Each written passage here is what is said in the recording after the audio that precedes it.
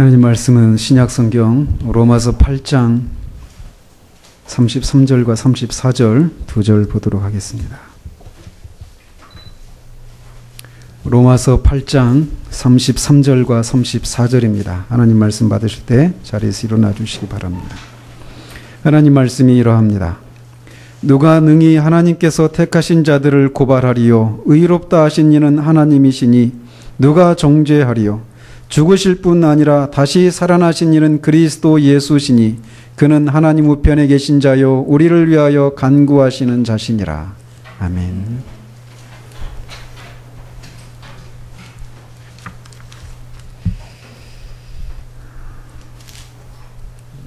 우린 지난주에는 그리스도께서 하늘로 올라가셔서 하나님 우편에 앉으신 것이 우리가 정죄를 받지 않는 것과 어떤 관련이 있는가에 대해서 일부를 살폈습니다. 주님이 승천하시기 전에 제자들의 죄가 다 사해졌다라고 하는 것을 나타내시기 위해서 그들을 축복하셨는데 그 제자들 안에서 우리들도 축복을 받았다라고 말씀을 드렸어요. 그리고 그리스도께서 하늘로 올라가실 때 십자가에서 사로잡으신 우리 영적인 원수들을 포로로 사로잡아 개선하셨기 때문에 우리는 정죄를 받지 않는다라고도 말씀을 드렸고, 마지막으로 그렇게 개선하신 주님이 다시 하늘로 올라가셔서 다시 내려오시지 않은 것, 그 사실이 이 땅에서 우리의 구속을 위해서 필요한 일들이 더 이상 남아있지 않다라고 하는 것을 말해주는 것이기 때문에 우리가 우리를 정죄할 수 있는 것이 아무것도 없다라고 하는 것을 말씀을 드렸습니다.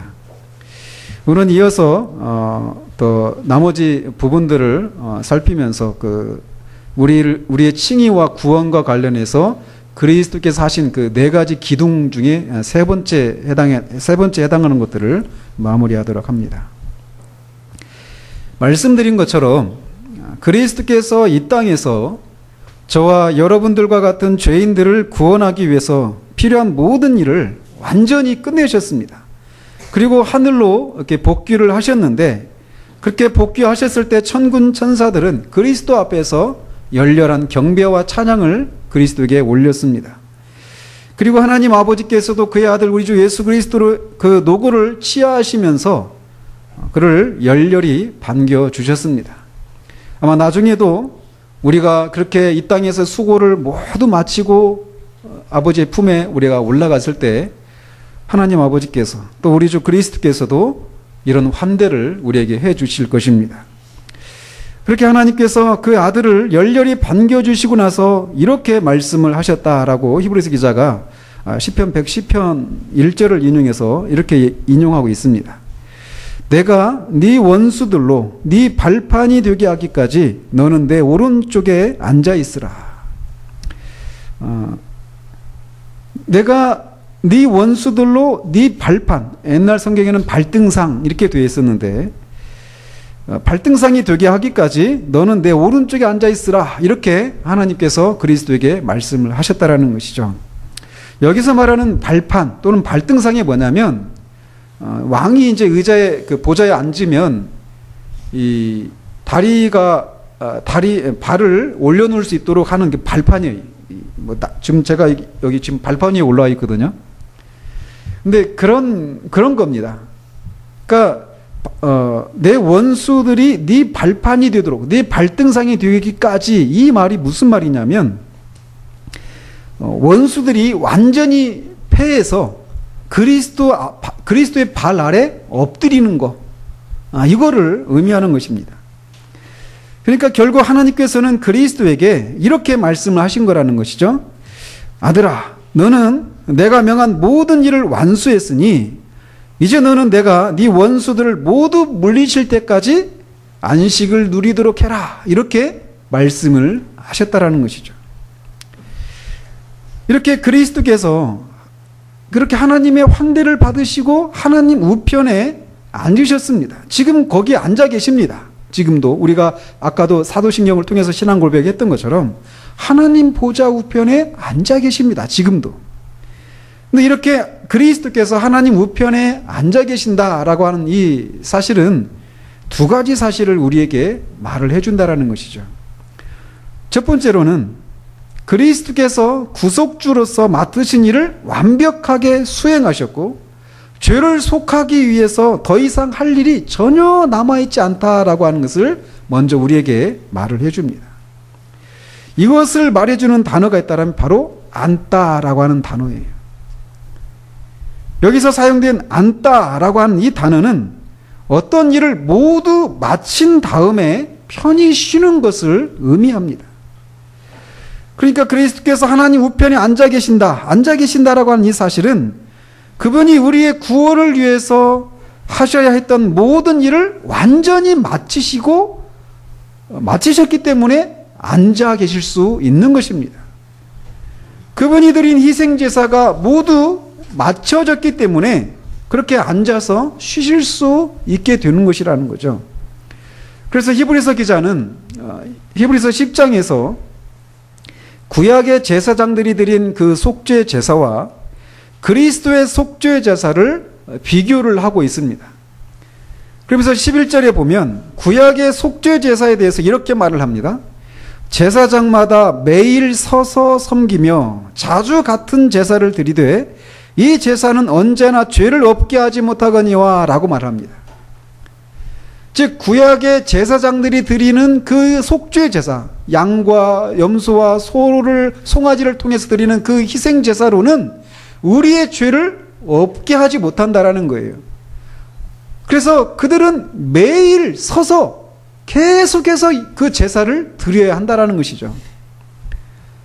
그러나 그래서 그 구약의 제사장들이 드리는 속죄 제사가 죄를 없게 하지 못한다라고 하는 것을 표현하기 위해서 매일 서서 섬긴다 이렇게 묘사하고 있단 말이죠. 그런데 12절에서는 이렇게 말을 합니다. 오직 그리스도는 죄를 위하여 한 영원한 제사를 드리시고 하나님 우편에 앉으사. 11절에서는 매일 서서 섬기며 이렇게 말을 하고 있고 12절에서는 우편에 앉으사 이렇게 묘사를 하고 있습니다. 즉 그리스도가 단번에 드린 희생 제사는 영원한 효력을 발휘하는 완전한 제사였다라는 것이죠. 우리의 죄를 위해서 필요한 모든 제사가 완전하게 단 한 번의 희생 제사를 통해서 완전히 이루어졌다라는 것이. 그렇기 때문에 그리스도는 더 이상 구약의 제사장들처럼 서 있을 필요가 없게 되었다라는 것이죠. 그리스도께서는 이를 다 마치신 분으로서 지금 앉아 계십니다. 그는 이제 안식을 취하고 계신 것이에요. 그래서 히브리서 기자가 또 4장 10절에서 이렇게 말을 하는 것입니다. 이미 그의 안식에 들어간 자는 하나님이 자기의 일을 쉬심과 같이 그도 자기의 일을 쉬느니라 이렇게 말을 합니다. 이렇게 그리스도께서 하나님 우편에 앉아 계신다라고 하는 것은 그리스도께서 우리의 구원을 위해서 필요한 모든 일들을 하나도 남김이 없이 다 이루셨다라고 하는 것을 말해주기 때문에 우리의 칭의에 대한 우리가 더 이상 정죄를 받지 않을 수 있다라고 하는 그런 확신을 갖게 만들어준다라는 것입니다. 두 번째로 그리스도께서 하나님의 우편에 앉아 계신다라고 하는 것은 앉아 계신다라고 하는 것이 의미하는 것은 뭐냐면 하나님께서 그리스도의 그 일을 완전하게 만족하신다라고 하는 것을 말해줍니다. 이것을 알려주기 위해서 사용한 단어가 바로 하나님 우편이라고 하는 단어입니다. 우편에 하나님 그리스도께서 앉아 계신다라는 거예요. 열왕기상 2장에 보면 솔로몬이 왕위에 이제 오르게 되었는데 어느 날 그의 어머니 밧세바가 솔로몬의 형인 아도니아의 부탁을 받고 찾아옵니다. 그 부탁이라고 하는 게 뭐냐면 이 다윗왕 아도니아 또 솔로몬의 아버지였던 다윗왕이 죽기 전에 이 몸이 늙어가니까 몸이 차가워지고 그러니까 신하들이 그 몸을 따뜻하게 해주기 위해서 아비삭이라고 하는 그 처녀를 이제 얻어줍니다. 그런데 다윗이 죽고 말아요. 그러고 나서 이제 아도니아가 솔로몬이 왕위에 올랐을 때 아도니아가 밧세바에게 찾아와가지고 원래 왕 자리는 내 자리였는데 하나님께서 내 동생 솔로몬한테 줬다. 이렇게 하면서 이제 자기 부탁을 얘기하는데 그 아비삭, 다윗의 첩이었던 아비삭을 자기한테 달라. 이렇게 부탁을 합니다. 그 부탁을 받고 밧세바가 솔로몬을 찾아오는 것이에요. 근데 솔로몬이 그 밧세바를 맞을 때 이렇게 맞이합니다. 왕위에 앉아 있었던 솔로몬이 그 자리에서 일어나서 자기 어머니 밧세바에게 절을 하고 다시 그 자리에 앉은 다음에 밧세바를 자기 우편에 앉힙니다. 또 그렇게 자기의 우편에 자기 어머니 밧세바를 앉게 한 것은 그의 어머니를 향한 사랑과 총애와 존경의 의미로 그렇게 오른편에 앉히신 것이죠. 또한 그리스도와 교회와의 관계를 노래하고 있는 그 시편 45편에 보면 그리스도께서 자기의 신부인 교회를 자기 우편에 앉히신다라고 하는 그런 말이 있습니다. 이렇게 왕이 자기의 우편에 누군가를 앉힌다라고 하는 것은 아무런 의미가 없는 게 아니라는 거예요. 그 우편에 앉힌 사람을 향한 총애와 사랑의 증거로 우편에 앉힌다라는 것이죠. 그렇기 때문에 하나님께서 그리스도를 자신의 우편에 앉히셨다라고 하는 것은 하나님께서 그리스도의 그 사역을 완전히 만족하셨다라고 하는 것을 입증해 주는 것이라는 것이에요. 만약에 그리스도께서 이 땅에서 저와 여러분들의 구원을 위해서 필요한 일들 중에 하나라도 남겨진 일이 있다라면 하나님은 그리스도를 받아들이시지도 않았고 가까이 해주시지도 않으셨을 것이고 더더군다나 존경의 의미인 그 우편에 앉히시는 것은 더더군다나 허락하시지도 않으셨을 거라는 거죠. 그런데 그리스도께서 이렇게 하나님 우편에 앉아 계신다. 이 얘기는 결국 그리스도께서 저와 여러분들의 구원을 위해서 필요한 모든 일을 다 이루셨고 그 일을 하나님이 만족하셨다, 인정해 주셨다라고 하는 것을 의미한다라는 것입니다. 그렇다면 그리스도께서 승천하시고 이렇게 하나님 우편에 앉아 계신다라고 하는 사실이 우리가 정죄감이 밀려올 때마다 그 정죄감을 물리칠 수 있는 그런 어떤 근거가 되는가라는 것이에요.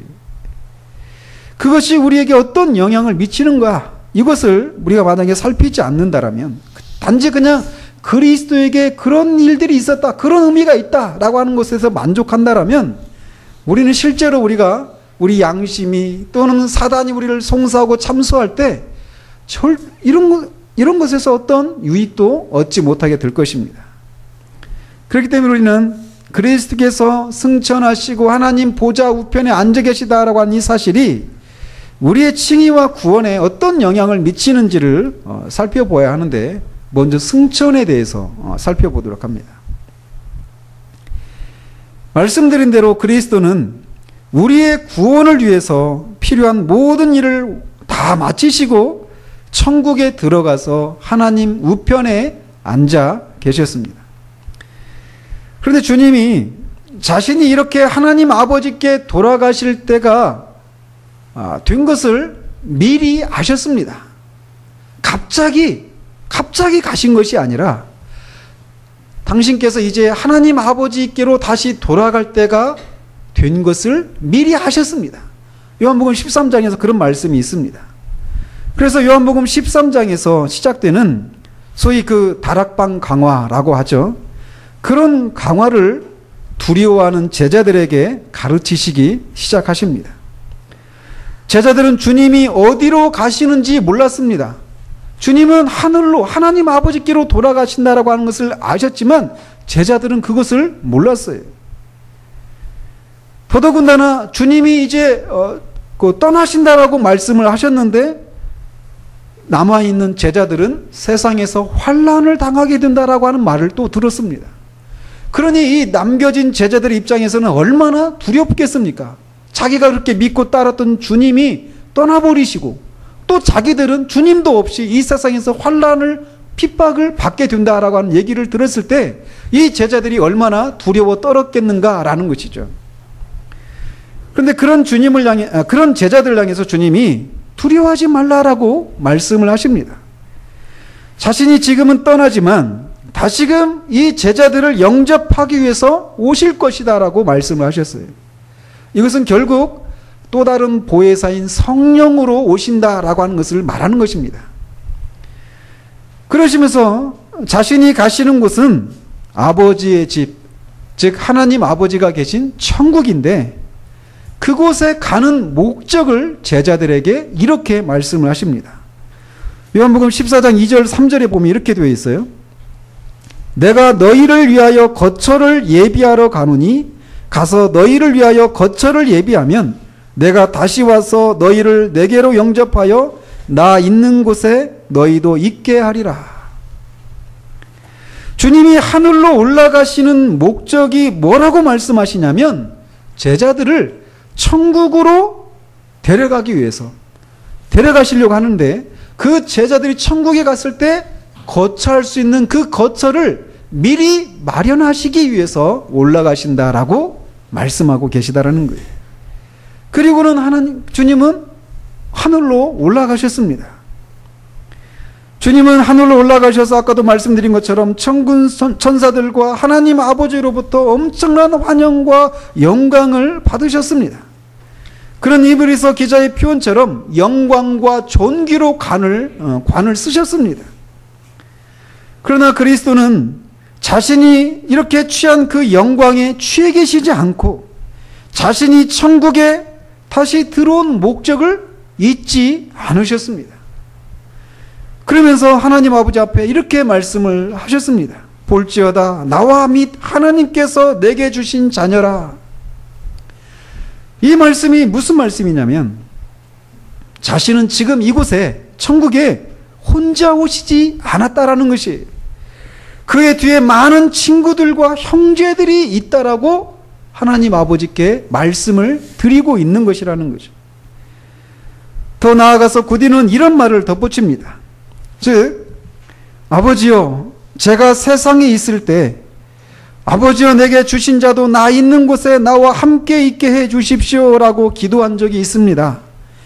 그리고 이제 저는 이곳에 와 있고 제게 속한 모든 사람들도 이곳에 반드시 와야 합니다. 그들이 없으면 저는 온전치 못하기 때문입니다. 아버지께서는 저를 받아주셨으니 제게 속한 모든 사람들도 받아주셔야만 합니다. 저는 그들을 위해서 거처를 예비하려고 이곳에 왔습니다 라고 말하는 것이다 라는 것이죠. 주님이 죽으시고 부활하신 것은 계속해서 말씀드린 것처럼 우리의 대표로서 공인으로서 하신 일이라고 말씀을 드렸습니다. 승천에 있어서도 마찬가지입니다. 즉 주님은 우리의 대표로서 공인으로서 승천하신 것이라는 것이에요. 즉 주님은 우리를 대표해서 천국에서 우리가 거하게 될 거처를 마련하시기 위해서 그들의 표현을 빌면 선발대로 천국에 올라가신 것이라는 거예요.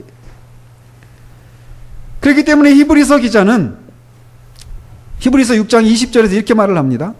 그리로 앞서 가신 예수께서 그리스도께서 우리를 앞서 가셨다라는 거예요. 선발대로 그 예수께서 멜기세덱의 반차를 따라 영원히 대제사장이 되어 우리를 위하여 들어가셨느니라 이렇게 말씀하십니다.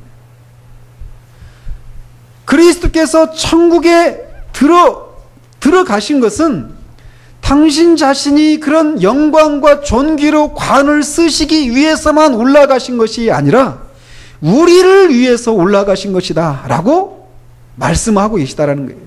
우리 앞서 가셔서 우리가 천국에서 거할 그 거처를 마련하시기 위해서 그렇게 하늘로 올라가셨다라고 말하고 있다라는 것이죠.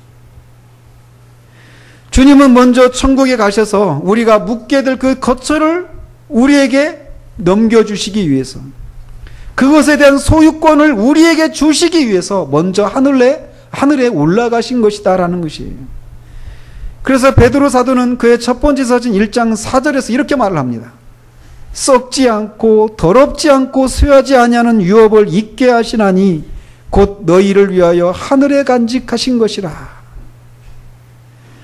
은유적으로 말한다면 지금 천국에 있는 그 집들은 아직 우리가 여기 있기 때문에 그 집들은 비어 있습니다. 그렇지만 그 집의 주인들이 이미 다 정해져 있다라는 거예요. 이미.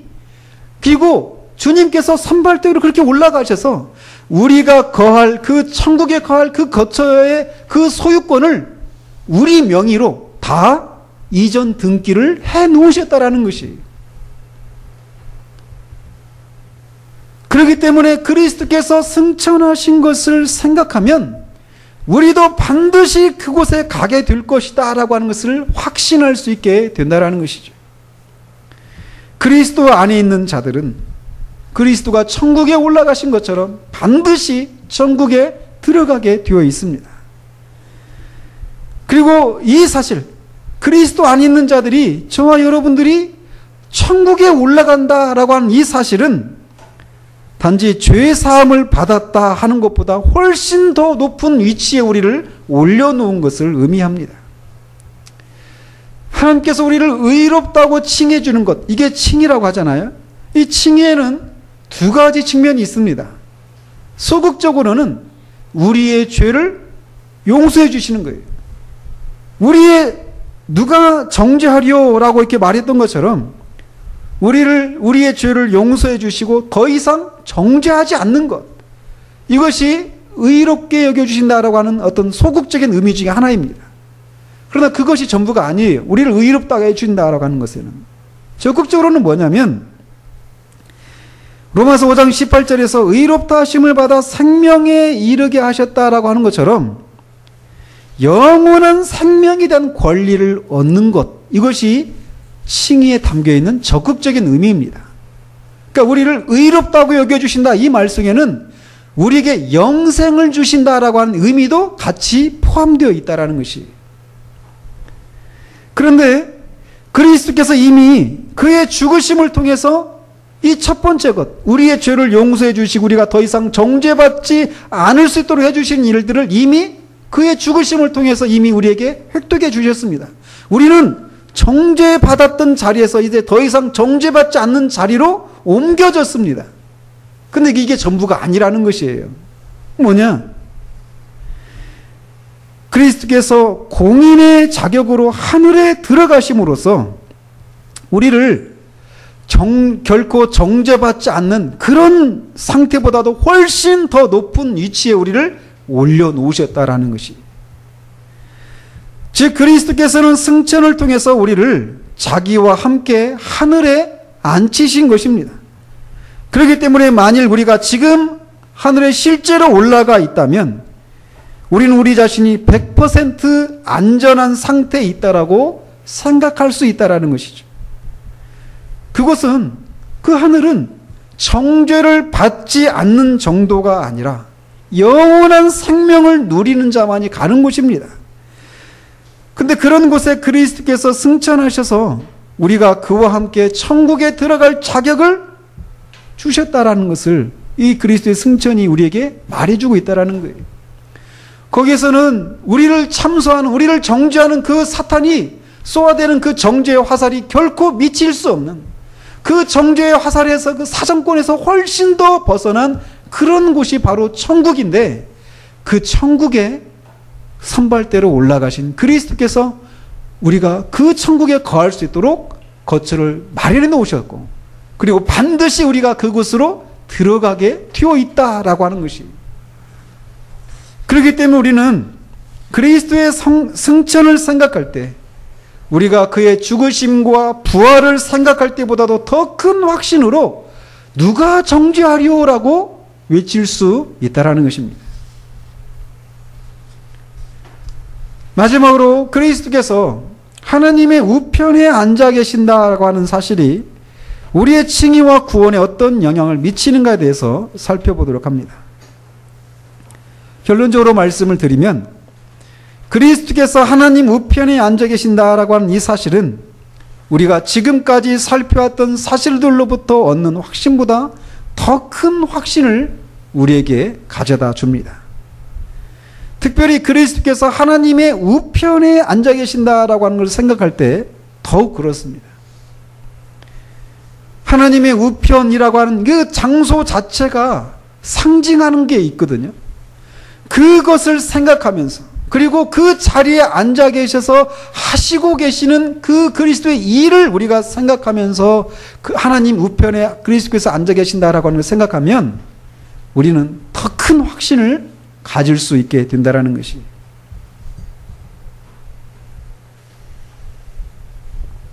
먼저 하나님의 우편이라고 하는 장소에 그리스도께서 앉아 계신다라고 하는 것이 뭘 의미하는지, 그 자리에 앉아 계신 그리스도께서 어떤 특권을 가지고 있는지를 살펴봅니다. 여기는 두 가지 특권이 있습니다. 하나는 주권적으로 하나님 우편에 앉아 계신 그리스도께서 두 가지 특권을 가지셨는데, 그 중에 한 가지는 그리스도께서 주권적으로 다스리시고 통치하신다라는 거예요. 모든 만물을 다스리시고 통치하시는 권세를 가지셨습니다. 또 다른 특권은 무엇이냐면 주권적으로 모든 만물을 심판하신다라고 하는 것입니다. 먼저 하나님의 우편에 앉는다라고 하는 것이 주권적인 통치를 나타낸다라고 말씀드렸는데, 그것에 대해서 먼저 살펴보도록 합니다. 마태복음 26장 64절에서 주님은 대제사장으로부터 신문을 받으시면서 이렇게 말씀을 하셨습니다. 내가 너희에게 이르노니 이후에 인자가 권능의 우편에 앉아 있는 것과 하늘 구름을 타고 오는 것을 너희가 보리라. 그리고 또 에베소서 1장 20절에서 하나님께서 그리스도를 죽은 자 가운데서 살리시고 자기의 오른편에 앉히셨다라고 말한 후에 22절에서 이렇게 말을 합니다. 만물을 그의 발 아래 복종하게 하셨다. 이렇게 말을 하고 있습니다. 그러니까 그리스도께서 하나님 보좌 우편에 앉아 계신다라고 하는 이 사실은 안식을 취하고 계신다, 이런 의미도 있지만 모든 만물을 다스리시고 통치하시는 주권적인 권능과 권세를 가지셨다라고 하는 것도 의미한다라는 것이에요.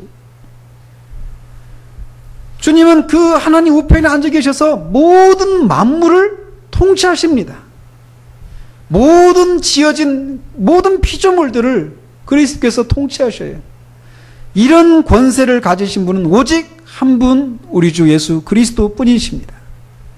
왜냐하면 어떤 피조물도 모든 만물을 복종하게 할 수 없기 때문에 그래요.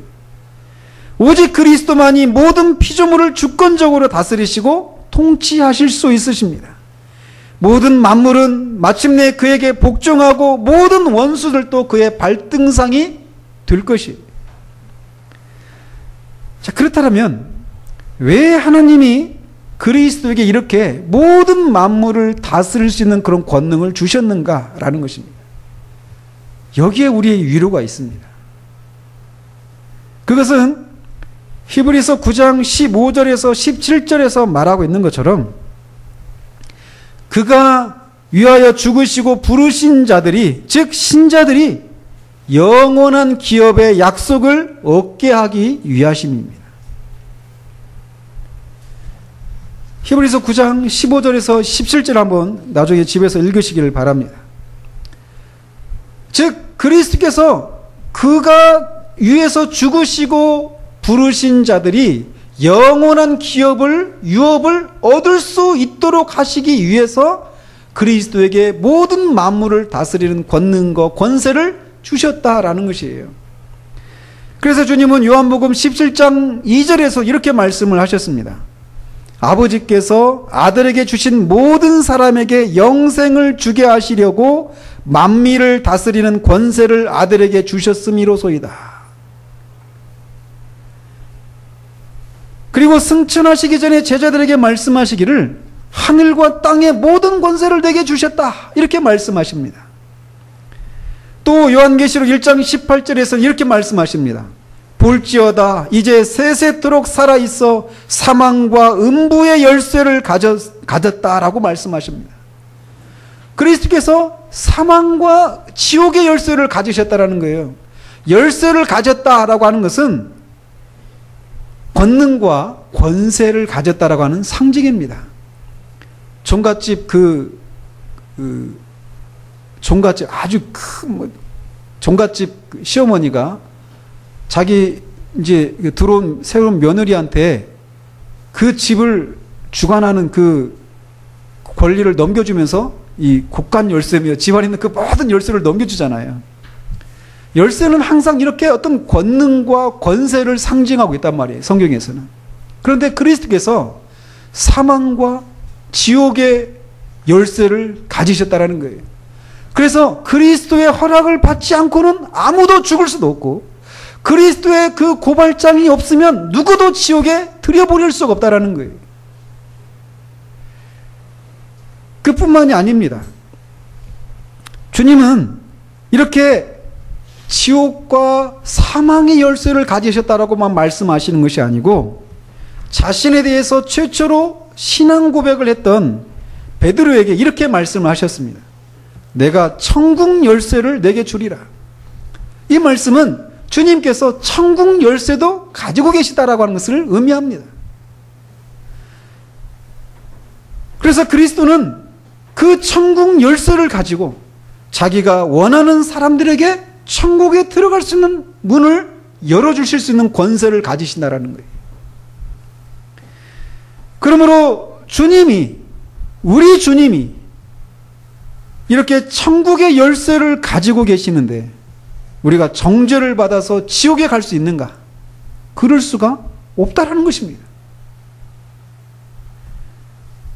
이렇게 주님이 하나님의 우편에 앉아 계신다라고 하는 것은 만물을 다스리는 권세를 가지고 계셔서 지옥과 사망과 천국의 열쇠를 가지고 계시는 그런 분이시다라는 것이. 그러니까 우리가 그리스도 안에 있는 자라면 우리는 누구로부터도 정죄를 받을 수가 없다라는 거예요. 왜? 우리를 위해서 죽으시고 다시 사시고 하늘에 올라서 하나님 우편에 앉아 계신 분이 우리 주님이신데 그 주님의 허락을 받지 않고는 우리를 정죄할 수도 없고 지옥에 들여보낼 수도 없는데 누가 우리를 정죄할 수 있겠는가라는 것이죠. 또한 그리스도께서 하나님의 우편에 앉아 계신다라고 하는 것은 모든 만물을 다스리는 그런 통치권을 가지고 있다. 이런 의미 이외에 모든 만물을 심판할 수 있는 권능과 권세를 가지셨다라고 하는 것을 의미합니다. 좀 전에 우편이 다스림의 상징이다라고 말을 했다라면 앉는다라고 하는 표현은 재판을 한다라고 하는 그런 의미가 담겨 있습니다. 일례로 잠언 20장 8절에 보면 심판 자리에 앉은 왕은 그 눈으로 모든 악을 흩어지게 하느니라 이렇게 되어 있습니다. 즉 그리스도께서 하나님 우편에 앉아 계신다. 이 말은 앉아 계신다라고 하는 것은 재판을 하신다. 심판하신다.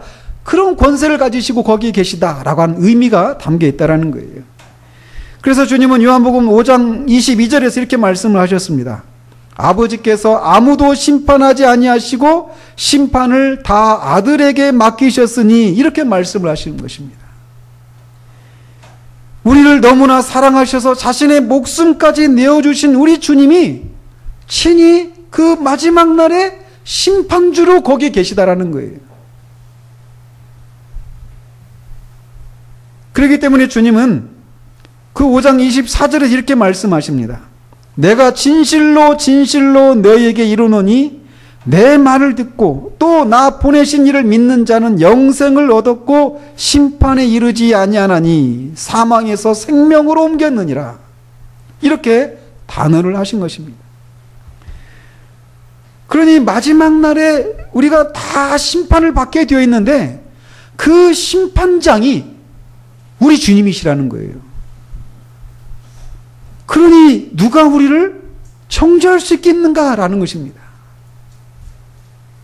그런데 놀라운 것은 그리스도께서 하나님 우편에 앉아 계신 것은 하나님의 아들의 자격으로만 그 자리에 앉아 계신 것이 아니라는 거예요. 여기에 우리의 더 큰 위로가 있는 것입니다. 그러면 그리스도께서 하나님 보좌 우편에 앉아 계시는 것이 하나님의 아들의 어떤 개인적인 자격으로만 앉아 계시는 것이 아니라면 그럼 뭡니까? 계속 살펴온 것처럼 그는 우리를 대표하는 우리의 머리로서 우리의 공인으로서 그 자리에 앉아 계시다라는 것입니다. 에베소서 1장 20절에서 아까도 말씀드린 것처럼 하나님께서 그리스도를 죽은 자 가운데서 살리시고 자기 오른편에 앉히셨다, 이렇게 말씀을 하셨어요. 그리고 21절과 22절 상반절까지 보면 그 우편에 앉아 계신 그리스도께서 취하신 특권이 무엇인지를 이렇게 설명을 합니다. 모든 통치와 권세와 능력과 주권과 이 세상뿐 아니라 오는 세상 일컫는 모든 이름 위에 뛰어나게 하시고 또 만물을 그의 발 아래에 복종하게 하시고, 이렇게 말을 하고 있습니다. 지금 살펴봤던 것처럼 그리스도께서 하나님 우편에 앉아 계셔서 모든 만물을 다스리시는 그런 특권을 가지시고 그것을 행사하고 계시다라고 말씀하고 계셔요. 그런데 그 에베소서 1장 22절 하반절에 보면 이렇게 되어 있습니다. 그를 만물 위에 교회의 머리로 삼으셨느니라.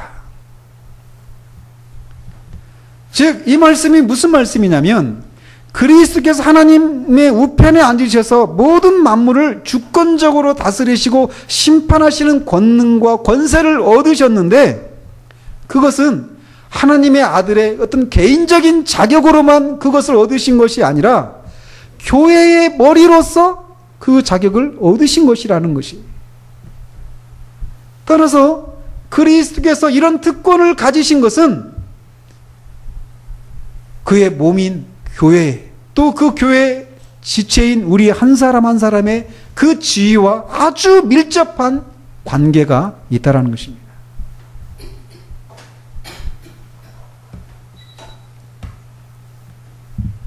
그리스도는 우리의 머리로서 그곳에 앉아 계십니다. 그렇기 때문에 만약에 머리 되신 그리스도께서 몸이 없는 채로 거기에 계시다라면 그리스도는 완전한 존재가 될 수가 없어요. 그리스도가 그렇게 그 자리에 완전한 상태로 계시려면 그의 몸도 그곳에 같이 있어야만 합니다. 몸이 없으면 머리이신 그리스도는 완전할 수가 없다라는 것이에요. 그렇기 때문에 머리이신 그리스도께서는 반드시 자신의 몸을 자신이 있는 곳으로 끌어올리셔야만 한다라는 것입니다.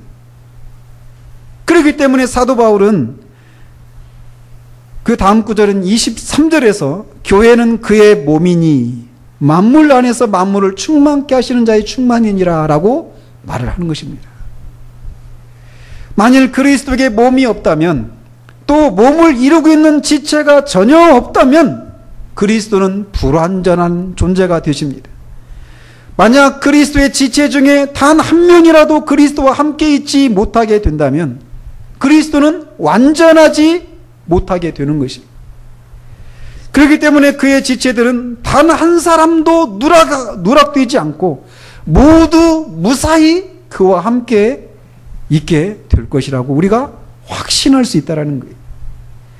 이 사실이 너무나 확실하기 때문에 사도 바울은 에베소서 2장 6절에서 이렇게 말을 하는 것입니다. 그리스도 예수 안에서 함께 하늘에 앉히시니 라고 말하고 있는 거예요. 이미 앉히셨다는 거예요. 아직 여기 우리가 있는데도 이미 우리가 그리스도와 함께 하늘에 앉혀졌다라고 선언하고 있는 것입니다. 왜? 머리 되신 그리스도께서 하늘에 앉혀있다는 것은 몸인 그 지체인 우리가 거기에 가 있지 않으면 결코 그리스도가 완전한 존재가 되실 수 없기 때문에 반드시 그의 몸도 그가 있는 곳에 끌어올리실 것이기 때문에 이렇게 확신 가운데 얘기를 하고 있다는 것입니다. 그러나 우리가 여기서 주의할 것은 우리가 그리스도와 함께 하늘에 앉혀졌다라고 말할 때 우리가 앉는 자리가 하나님의 우편이라고 하는 것은 아니라는 것입니다. 하나님의 우편에 앉는 것은 오직 그리스도만이 누릴 수 있는 전적인 특권입니다. 그렇기 때문에 히브리서 1장 13절에서 어느 때 천사 중 누구에게 너는 내 우편에 앉았으라 하셨느냐라고 말하는 것입니다. 따라서 그리스도와 함께 우리가 하늘로 반드시 올라가게 되어 있는데, 그래서 우리가 하늘에 앉게 될 것인데 어디 앉겠는가 라고 말할 때 우리는 아까도 제가 언급했던 그리스도와 그의 신부인 교회와의 관계를 노래하고 있는 그 시편 45편 9절에서 이렇게 말을 합니다. 왕이 가까이 하는 여인들 중에는 왕들의 딸이 있으며 왕후는 오빌의 금으로 꾸미고 왕의 오른쪽에 서도다. 즉 교회는 그리스도의 우편에 앉게 된다는 것입니다. 하나님의 아들이신 그리스도는 하나님의 우편에 앉아 계시고 그 그리스도의 신부인 교회는, 교회를 이루고 있는 우리 한 사람 한 사람은 그리스도의 우편에 앉게 된다는 것이. 그러면 우리는 그리스도의 우편에 서서, 우편에 앉아서 무엇을 하게 되겠습니까?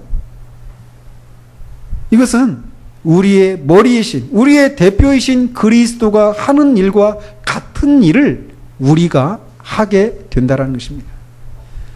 그리스도가 거기에서 무슨 일을 하신다고 그랬습니까?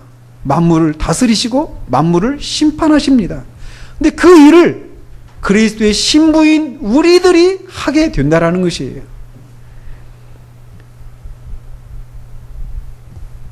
마태복음 19장과 누가복음 22장에 보면 이런 말씀이 있습니다. 먼저 마태복음 19장 28절에 보면 세상이 새롭게 되어 인자가 자기 영광의 보좌에 앉을 때에 나를 따르는 너희도 12 보좌에 앉아 이스라엘 12지파를 심판하리라.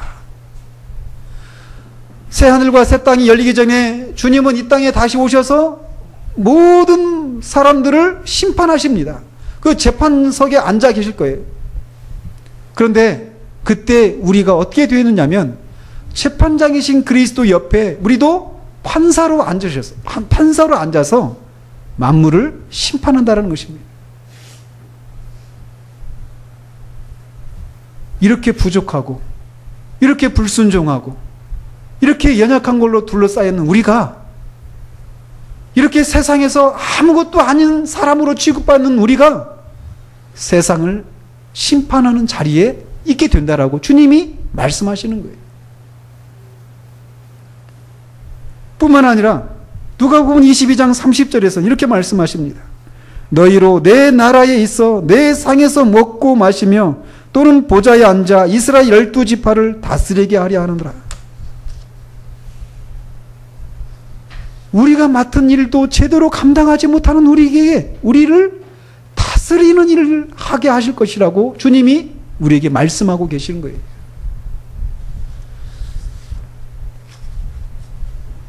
하나님의 우편에 앉으신 그리스도께서 주권자로서 모든 만물을 다스리시고 심판하시는 것처럼 그의 신부인 우리도 그와 함께 통치하고 심판을 한다라고 우리 주님이 말씀을 하셨다라는 거예요.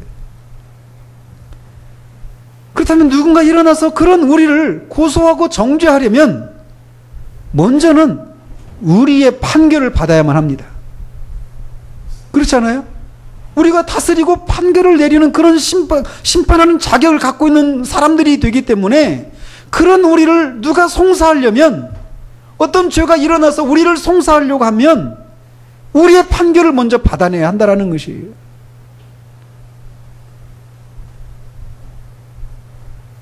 그러니 어떤 사람이 우리 자신을 향해서 너는 정죄받아 지옥에 가야 된다 이렇게 판결을 내리겠느냐라는 거예요. 그렇지 않잖아요. 그렇기 때문에 사도 바울이 누가 능히 우리를 고소하리요, 누가 우리를 정죄하리요라고 말하고 있다라는 것이에요. 왜? 우리를 위해서 죽고 다시 살아나신 그 그리스도께서 하나님 우편에 앉아 계신데, 그 우편에 앉아 계셔서 모든 만물을 다스리고 심판하시는 그 권세를 행하시고 계시는데, 그 그리스도가 머리 되신 그리스도를 머리로 삼고 그의 몸인 우리도 그리스도처럼 만물을 다스리고 심판하는 그런 권세를 가지고 있는데 누가 우리를 정죄할 것인가라고 사도 바울은 힘써 외치고 있는 것입니다. 왜냐하면 현재 우리는 이미 그리스도와 함께 하늘에 앉혀져 있고 우리의 모든 원수들은 우리 원수들을 우리 발 아래 굴복시키고 있기 때문에 그렇습니다. 맞습니다. 아직 이 일은 실제로 완성된 건 아니에요. 모든 만물이 우리가 실제로 하늘에 앉아 있는 건 아닙니다. 실제로. 그리고 모든 원수들이 우리 발등상이 되어 있는 것도 아니에요. 그러나 이 일은 반드시 되게 되어 있는 일이라는 것입니다. 마치 이브리서 기자가 2장 8절에서 예수 그리스도에 대해서 말하기를 만물을 그 발 아래에 복종하게 하셨느니라 하였으니 만물로 그에게 복종하게 하셨은즉 복종하지 않은 것이 하나도 없어야 하겠으나 지금 우리가 만물이 아직 그에게 복종하고 있는 것을 보지 못하고 라고 말을 합니다. 즉 그리스도에게 모든 만물이 그 발 아래 복종하게 하시는 그런 권세를 주셨지만, 그래서 모든 만물이 그 그리스도 권세 아래 다 복종해야 하지만 아직은 그 일이 이루어지지 않았다라고 말하고 있다는 거예요. 그러나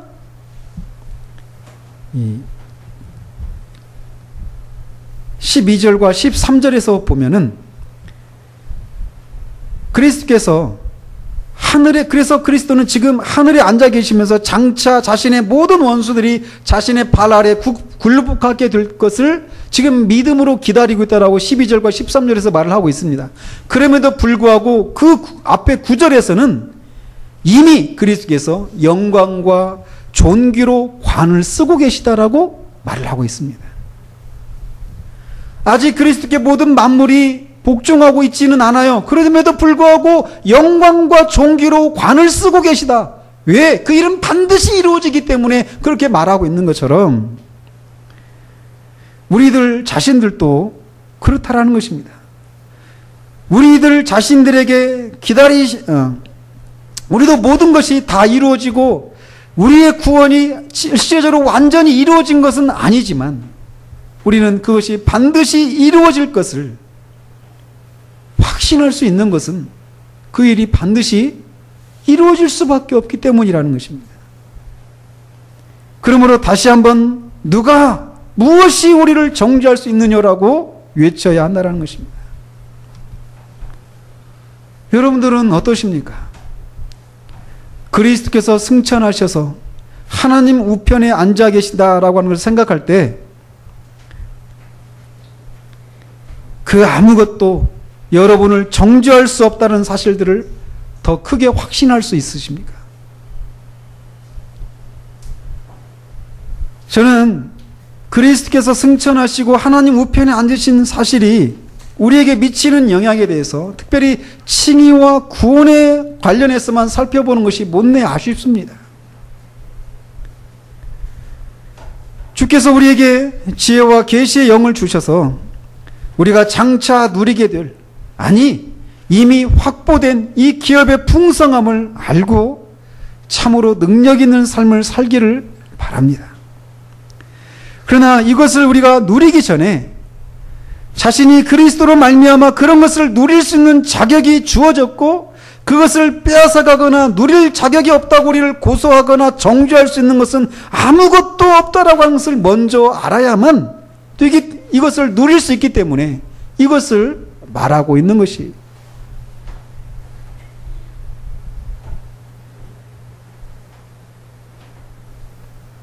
여러분들은 이 그리스도와 함께 하나님 우편에 앉아 계신 것을 믿음의 눈으로 보십니까? 천국에 여러분들이 거처할 그 거처가 이미 여러분들 명의로 소유권이 이전 등기가 되어서 여러분이 가면 곧장 그곳에 머무를 수 있는 자격이 있다라고 하는 것을 아십니까? 그래서 그곳에 있는 자들은 어느 누구도 정죄할 수 없는 그런 특권을 이미 여러분들이 가지고 계시다라고 하는 것을 믿으십니까?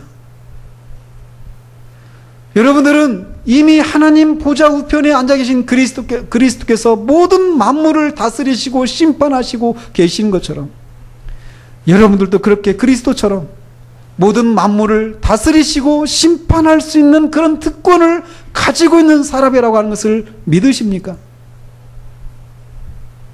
그것을 가지고 있다라고 하는 것을 여러분들이 알게 된다라면 그 무엇도, 그 어떤 죄도 여러분들을 정죄할 수 있도록 허락해서는 안 됩니다.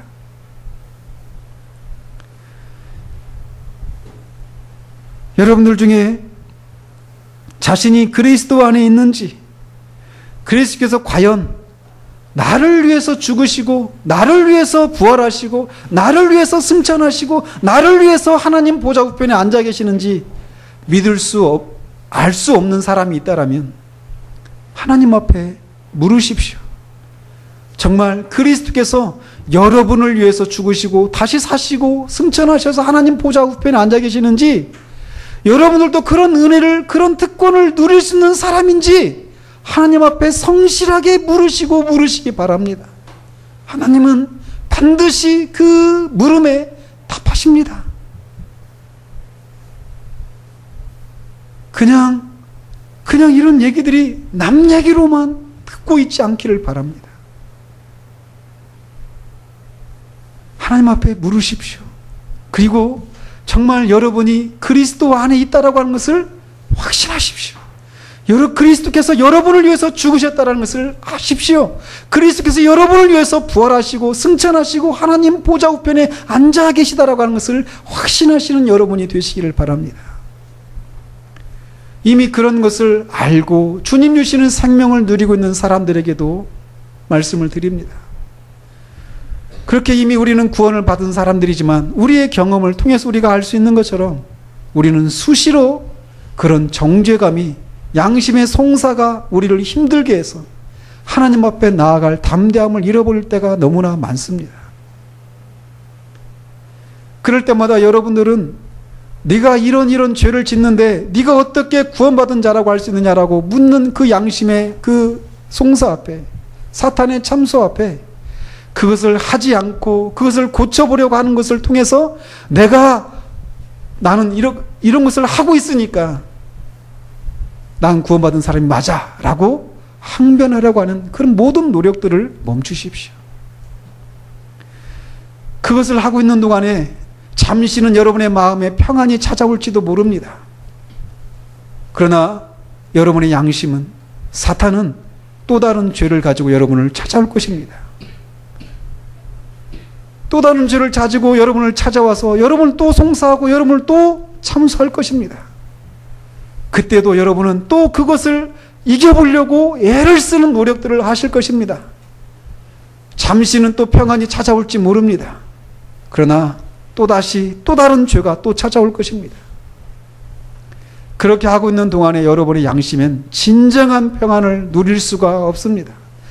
여러분의 양심은 선한 양심을 가질 수가 없고, 그렇기 때문에 하나님을 찾아가는 일들을 할 수 없을 것입니다. 하나님을 즐거워할 수도 없을 것이에요. 하나님을 생각하면 늘 부담이 있고 하나님이 가까이 오는 것이 너무나도 마음에 부담으로만, 두려움으로만 다가오게 된다라는 것입니다. 어떻게 해야 될까요?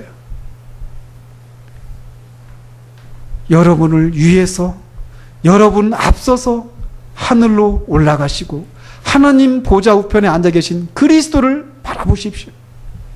여러분의 목회자들이 여러분의 삶을 현미경 같은 그런 눈으로 살펴보면서 여러분이 이런 것도 안 하고 저런 것도 안 하니까, 이런 것도 하고 있으니까 여러분은 구원받은 사람이 아닙니다라고 하는 그런 매 눈으로 여러분을 살펴볼 때마다 그 목회자에게 여러분이 나는 이런 것도 하고 있습니다, 이런 것도 안 하고 있습니다, 항변하지 마십시오.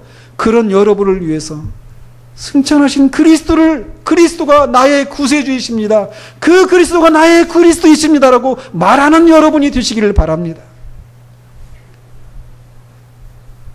여러분의 양심이, 사단이 그 어떤 죄를 가지고 여러분을 찾아올 때마다, 그래서 여러분을 정죄하고 송사할 때마다 하늘에 있는 그리스도를 가리키면서 그 보좌에서 만물을 다스리시고 지옥과 사망의 열쇠를 가지시고 천국의 열쇠를 가지신 그 분이, 그의 신부된 내가 그곳에 가지 않으면 그가 완전해질 수 없는 그 그리스도께서 반드시 나를 끌어주실 것이라고 하는 것, 그 그리스도가 나의 그리스도이시다, 그 그리스도가 나의 구세주이시다라고 말하면서 그 양심의 송사를, 그 모든 사탄의 참소를, 그 정죄감을 물리치시는 여러분이 되시기를 바랍니다.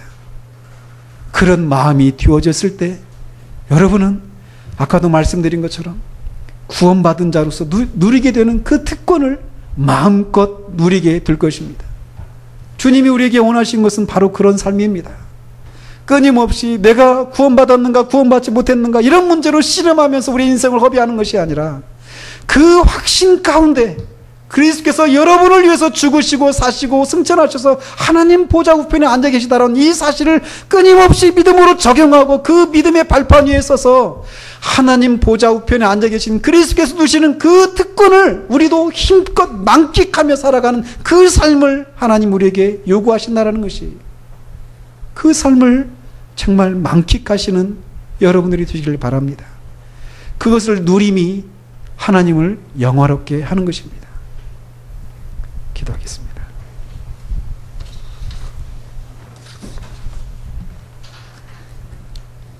하나님 아버지, 감사합니다. 오늘은 특별히 그리스도께서 우리를 위해서 천국에 들어가시고 하나님 보좌 우편에 앉아 계시다고 하는 사실이 우리가 그 무엇으로도 정죄받을 수 없는 근거가 어떻게 되는지를 살펴보았습니다. 우리는 그리스도께서 그 천국에 올라가신 것은 우리를 위해서 우리 앞서 선발대로 올라가신 것이기 때문에 반드시 우리도 그렇게 올라가게 되어 있을 것이고, 천국에 있는 자들은 결코 정죄를 받지 않는 정도를 훨씬 뛰어넘는 그런 영광스러운 상태 가운데 있는 것이기 때문에 우리가 그리스도의 승천을 생각할 때마다 결코 무엇으로도 정죄받지 않게 된다라고 하는 사실을 살펴보았습니다. 하나님 보좌 우편에 앉아 계신 그리스도께서 만물을 다스리시고 심판하시는 특권을 가지시고 행사하시는 것처럼 그의 몸된 우리도 그렇게 만물을 다스리고 심판하는 특권을 가지고 있기 때문에 그 누구도 우리를 정죄할 수 없는, 그래서 우리를 지옥에 떠나보낼 수 없는 그런 위치에 우리가 있다라고 하는 사실들을 또한 살펴보았습니다.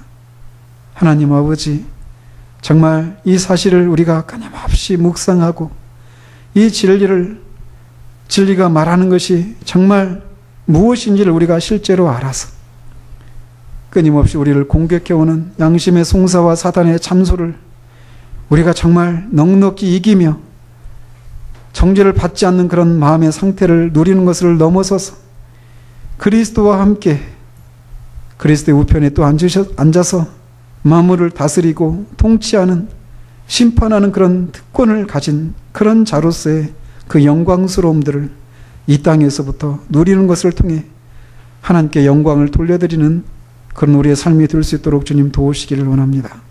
예수 그리스도 이름으로 기도합니다. 아멘.